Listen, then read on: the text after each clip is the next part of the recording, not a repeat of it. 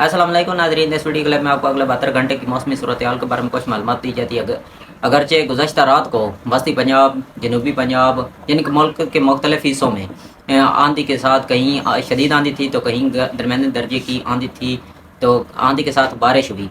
अलबत्ता आज दोपहर के बाद तकरीबन मुल्क के जो वस्ती इलाके हैं वहाँ पर जनूबी इलाके, खैबर पख्तूनख्वा के कबायली इलाके, शुमाली पहाड़ी इलाके, थाल के इलाके, तो यहाँ से बारिश का आगाज़ शुरू हो जाएगा।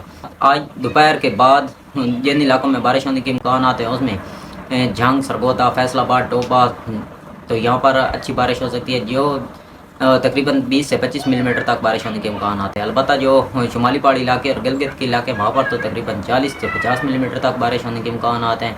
अलबत्ता जो नारवाल, सियालकोट, गुजरांवाला, लाहौर, उकाड़ा, सहीवाल, पाकपतन, टोबा, झंग, बखर, पेशाब, सरगोदा, तो यहाँ पर भी 20 से 25 मिलीमीटर तक बारिश हो सकती है।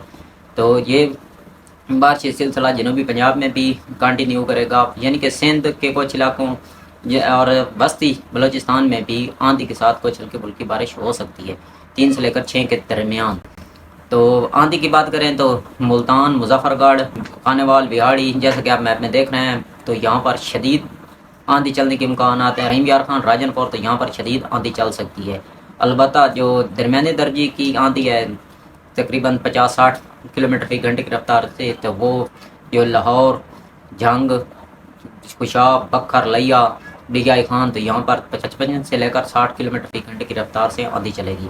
तो बाकी वस्ती पंजाब और सिंध और वस्ती बलूचिस्तान के इलाकों में दरमियाने दर्जे की आंधी रहेगी। अलबत्ता इस 3 से लेकर 6 के दरमियान टेम्परेचर मुतदिल हो जाएगा और मौसम ठंडा हो जाएगा।